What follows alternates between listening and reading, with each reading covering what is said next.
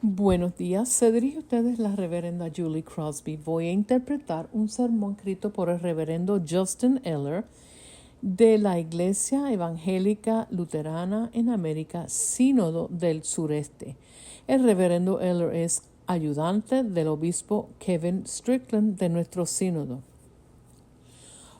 Este sermón se escribió para el domingo 8 de mayo del 2022. Los textos del día son Hechos 9 del 36 al 43, Salmo 23, Apocalipsis 7 del 9 al 17 y el Evangelio lo encontramos en el Evangelio según San Juan, capítulo 10 del versículo 22 al 30. Les leeré a continuación el Evangelio del día. Juan 10, verso 22. Era invierno y en Jerusalén estaban celebrando la fiesta en que se conmemoraba la dedicación del templo. Jesús estaba en el templo y andaba por el pórtico de Salomón. Entonces los judíos lo rodearon y le preguntaron: ¿hasta cuándo nos vas a tener en dudas? Si tú eres el Mesías, dínoslo de una vez. Jesús les contestó: ya se lo dije a ustedes y no me creyeron. Las cosas que yo hago con la autoridad de mi Padre lo demuestran claramente, pero ustedes no creen, porque no son de mis ovejas. Mis ovejas reconocen mi voz y yo las conozco y ellas me siguen. Yo les doy vida eterna y jamás perecerán ni nadie me las quitará. Lo que el Padre me ha dado es más grande que todo y nadie se lo puede quitar. El Padre y yo somos uno. Hasta aquí el Evangelio del día. Alabanza a ti, oh Cristo. Aquí el sermón del reverendo Justin Eller. Buenos días, iglesia. Les traigo saludos en nombre del obispo Kevin Strickland, su personal del Sínodo del Sureste y sus compañeros discípulos en Alabama, Georgia, Mississippi y Tennessee. Soy el pastor Justin Eller, asistente del obispo para iniciativas del Ministerio Latino y pastor asociado en la Iglesia Luterana Amazing Grace en Lawrenceville, Georgia, y estoy emocionado de estar con ustedes con la palabra de Dios hoy. Hoy es el cuarto domingo de Pascua.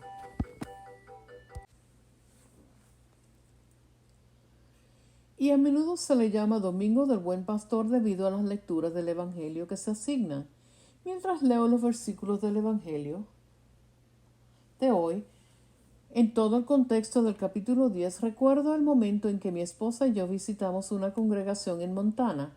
Uno de los miembros de la congregación, lo llamaremos Dan, era ganadero y agricultor. Preguntó si queríamos ir con él y su nuevo perro de entrenamiento para juntar algunas vaquillas y sus terneros para que pudieran ser etiquetados. Acordamos y nos dirigimos a las tierras baldías del oeste de Dakota del Norte. Llegamos al rancho y íbamos con Dan en su camioneta para arrear el ganado cuando de repente se detiene, pone el carro en parqueo, abre la puerta, salta y grita: ¡Hep, perro, hep! Mientras Dan me asustaba como no te puedes imaginar, mortificaba a su nuevo perro en entrenamiento que se escondía detrás de mi asiento. Le volvió a gritar: ¡Hep, perro, hep! El pobre se encogió y se enroscó aún más en una pequeña bola, temblando de miedo. Dan se rió. Está bien, bebé, tal vez la próxima vez. Y él me miró y dijo: todavía es un perro de ciudad. En ese momento se dio cuenta de que sus vacas estaban escapando y como su perro de la ciudad se escondía, dijo: está bien, es su turno. Ahora párate aquí, junto a la puerta abierta, al portón abierto, y voy a hacer correr estas 100 vacas y algunas vacas y terneros en esta pequeña parte del corral, y cuando diga que vayas, quiero que los envíes al corral grande. Haga mucho ruido y asuste un poco, pero debo advertirle, no separe una mamá de su bebé. Claro, bien, sí, ya, tenemos esto, bajo control, le dije mientras miraba a mi esposa con esa mirada. Ya sabes, esa que dice sin palabras. ¿En qué nos hemos metido? Hace que las vacas se pongan en marcha y grita, ahora, abre la puerta y métalas adentro. Así que en este momento tengo que decirles que antes de esta experiencia pensaba que las vacas solo mugían. Oh, no, no. Una mamá vaca que se siente amenazada y su cría es vulnerable puede gruñir como un oso hambriento. Entonces hay más de 100 vacas gruñendo y me miraban fijamente. El nuevo perro pastor temporal, el extraño. ¿Y crees que me escucharon? ¡Ja! Cuando todos vinieron corriendo hacia mí, Dan volvió a gritar, no deje que te pasen y no los separes. Efectivamente, tenía un ternero acorralado lejos de la madre. Lo curioso es que puedes saber a qué madre pertenece un ternero, porque cuanto más gritaba el ternero, más gemía la madre y caminaba frenéticamente junto a la cerca, tratando de llegar a su ternero angustiado.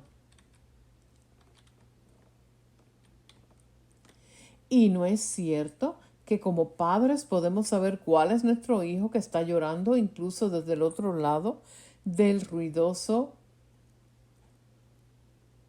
edificio. Bueno, el ternero estaba asustado. La mamá estaba asustada y gruñía. Y yo estaba asustado. Dejé escapar un aullido mientras huía de la vaca que embestía. Dan, creo que yo también podría ser un perro de ciudad. Y confieso que dejé a mi esposa afuera para reunir exitosamente a la cría y la madre porque, bueno, ella es más valiente que yo. Ese día yo no fui un buen pastor, ni un perro pastor, y ni siquiera fui una distracción.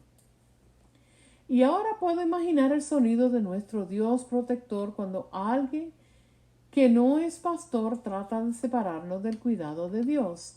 Para las vaquillas y terneros ese día no sabían lo que iba a pasar.